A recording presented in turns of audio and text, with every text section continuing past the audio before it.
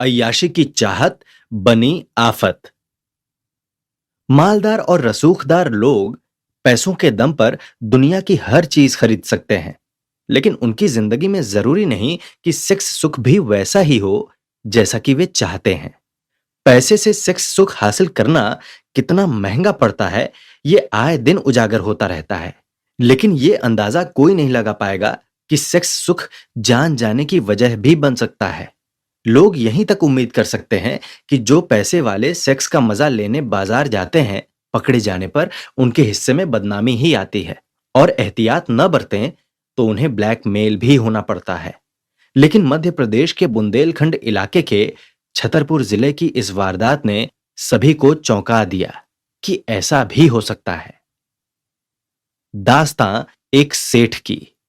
आनंद जैन उर्फ सुकुमाल जैन मध्य प्रदेश के बुंदेलखंड इलाके के छतरपुर जिले के जाने माने लोहा व्यापारी थे। 50 साल के इस अधेड़ के पास करोड़ों की दौलत थी और शहर में अच्छी खासी इज्जत भी थी। धार्मिक इमेज वाले आनंद जैन रोजाना मंदिर जाते थे। यहां तक कि रात को दुकान बंद करने के बाद भी वे शहर की पहाड़ी पर बने मंदिर में दर्शन करते हुए घर जाते थे। 9 अक्टूबर 2018 की रात आनंद जैन की हत्या उनकी ही दुकान में हो गई तो शहर भर में सनाटा खिंच गया। उस रात वे घर वालों को थोड़ी देर में वापस आता हूं कहकर कहीं चले गए थे। देर रात तक जब आनंद जैन नहीं लौटे तो घर वालों को चिंता हुई, क्योंकि बार बार फोन करने पर भी उनका मोबाइल नंबर नहीं लग रहा था। उनका जवान बेटा पीयूष जैन ढूंढता हुआ दुकान में पहुंचा तो वहां उसने पिता की खून से लथपथ लाश देखी।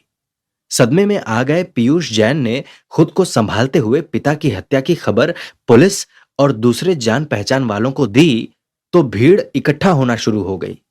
पुलिसिया जांच में लाश के पास एक हथौड़ा पड़ा मिला, जिससे अंदाजा यह लगाया गया कि उसी से हत्यारे ने उनकी हत्या की होगी, क्योंकि आनंद जैन का सिर किसी तरबूज की तरह फटा हुआ था।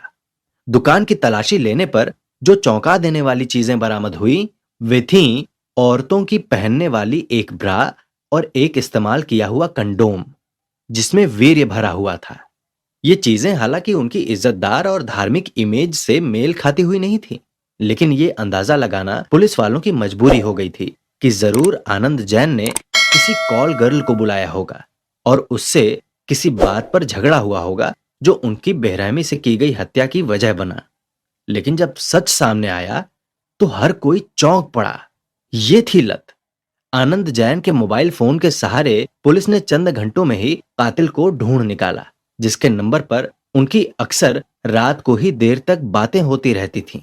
वो कातिल एक बेरोजगार नौजवान राजेश रैकवार था, जिसकी हैसियत राजा भोज जैसे आनंद जैन के सामने गंगू तेली सरीखी भी नहीं थी। पुलिस उसे गिरफ्तार करने तो शक की बिना पर गई थी, लेकिन पुलिस वालों को देखते ही उसके होश फाख्ता हो गए और मामूली पूछताछ में ही उसने खुद मान लिया कि आनंद जैन की हत्या उसने ही की है। हत्या क्यों की?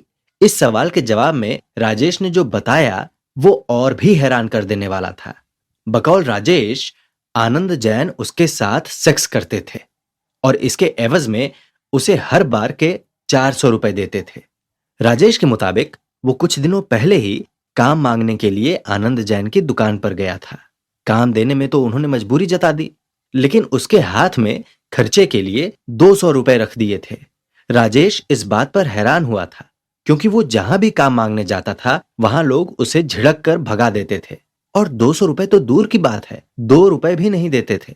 जितनी इज्जत इन सेठ जी ने दी थी उतनी आज तक किसी बड़े आदमी ने उसे नहीं दी थी। ज्यादा हैरानी की बात तो ये थी कि इसके एवज में सेठ जी उससे कोई हमाली या बेगारी नहीं करवा रहे थे, बल्कि जाते जाते उन्होंने कहा था कि जब भी पैसों की जरूरत पड़े तो ले जाना। इस बात और हमदर्दी का राजेश पर वाजिब असर पड़ा था कि काश दुनिया में सभी पैसे वाले आनंद सेठ जैसे हो जाएं, तो कहीं बेरोजगारी और जात पात का नाम नहीं होगा। अब जरूरत पड़ने पर राजेश आनंद जैन के पास जाने लगा, जिन्होंने कभी उसे निराश नहीं किया था, लेकिन अब वे पैसे लेने उसे रात में बुलाने लगे थे।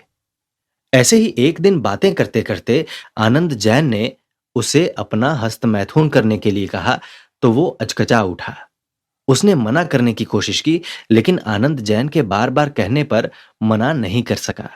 राजेश को इस बात का भी डर था कि अगर वो मना करेगा तो सेठ जी पैसा देना छोड़ देंगे और मुफ्त की मलाई मारी जाएगी। लिहाजा जब भी देर रात को आनंद जैन फोन करके उसे बुलाते तो वो उनका हस्त मैथुन कर आता था। राजेश जैसे बेरोजगार नौजवान के लिए ये कोई घाटे का सौदा नहीं था, लेकिन एक रात आनंद जैन ने उससे सेक्स करने की बात कही तो वो सकपका उठा। भले ही राजेश झुग्गी झोपड़ी में रहता था, लेकिन ऐसा गंदा काम उसने पहले कभी नहीं किया था। मना कर देने पर आनंद जैन ने उसे पेशकश की कि अगर वो इसके लिए तैयार हो जाए तो वे हर बार 400 रुपए उसे देंगे। पैसों की जरूरत के चलते राजेश के सामने उनकी बात मान लेने के अलावा और कोई रास्ता नहीं था। लिहाजा वो इस काम के लिए भी तैयार हो गया। फिर तो आनंद जैन उसे कभी भी दुकान में बुलाकर अपनी ख्वाहिश पूरी करने लगे। इस दौरान वे उसे वैसा ही प्यार करते थे और डायलॉग बोलते थे जैसे कोई मर्द औरत को प्यार करते वक्त करता और बोलता है। 9 अक्टूबर 2018 की रात को घर जाने के बाद आनंद जैन को फिर से सेक्स की तलब लगी तो उन्होंने राजेश को फोन किया।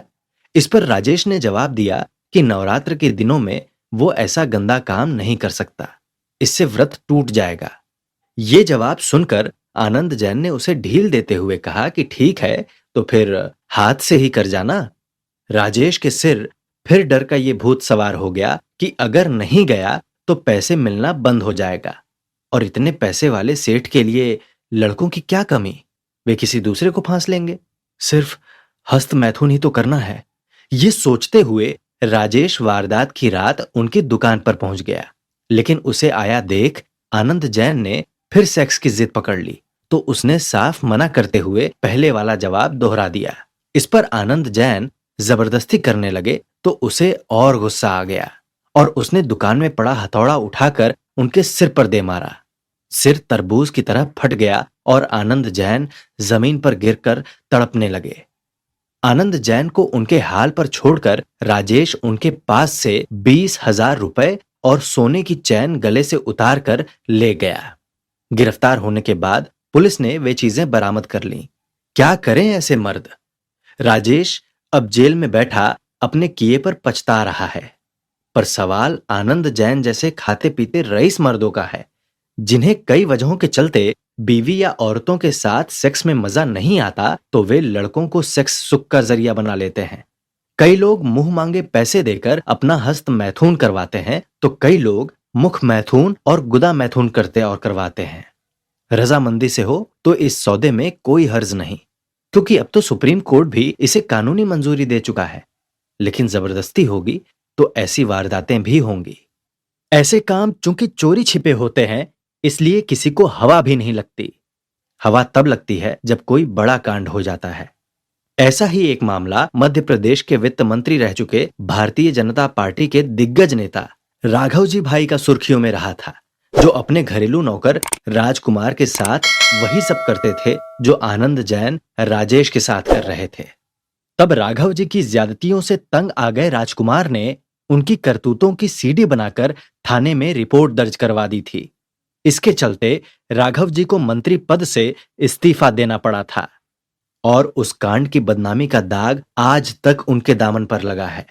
बीते दिनों सुप्रीम कोर्ट ने जैसे ही समलैंगिक संबंधों को कानूनी मंजूरी दी तो राघव जी ने राहत की सांस लेते हुए कहा था कि अब उन पर चल रहा धारा 377 का मुकदमा बंद हो जाएगा।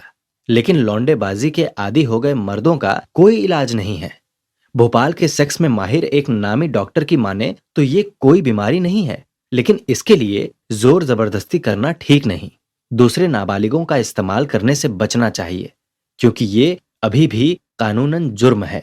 इन्हीं डॉक्टर का ये भी कहना है कि कई वजहों के चलते कुछ मर्दों को औरतों के साथ सेक्स करने में मजा नहीं आता है, इसलिए वे लड़कों को फंसाते हैं। ये उनकी मजबूरी हो जाती है। ज्यादातर मर्द दूसरे के हस्त मैथुन से संतुष्ट हो जाते हैं क्योंकि वो पूरे फोर्स से होता है, लेकिन कुछ को सेक्स में ही मजा आता है। अब कानून भी उनके साथ है, लेकिन इसके बाद भी उन्हें फूंक फूंक कर कदम रखने होंगे। इसमें उनका पार्टनर ब्लैकमेल भी कर सकता है और नाजायज मांगे भी मनवाने का दबाव बना सकता है, क्योंकि उनकी कमजोरी वो समझ चुका होता है कि ये पैसे वाले लोग अपने चेहरे से शराफत का नकाब उतारने से बहुत डरते हैं। अगर आपको ये कहानी पसंद आई तो इस वीडियो को लाइक करके चैनल को सब्सक्राइब करें और अपने सुझाव हमें कमेंट करके दें। ये बिल्कुल फ्री है, हमें आपके सपोर्ट की जरूरत है।